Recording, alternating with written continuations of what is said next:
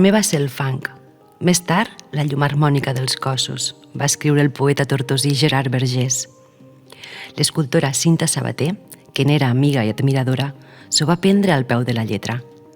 Per això, entre gúbies, espàtules i fangs, ha modelat espatlles, cossos en moviment i maternitats de volums harmònics i arrodonits.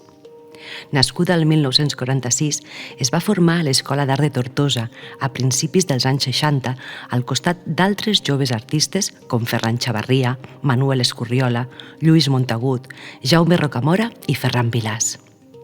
Va ampliar els estudis a l'Escola Superior d'Art i Disseny Llotja de Barcelona. La seva carrera artística no es pot dissociar de l'activitat com a professora de dibuix, escultura, pintura i música. Primer a Santa Coloma de Gramenet i més tard a Amposta i a Tortosa. Cinta Sabater és una dona talentosa i discreta que a través de l'escultura, però també del dibuix, ha sabut representar, com ningú, l'essència de les dones fortes i rotundes.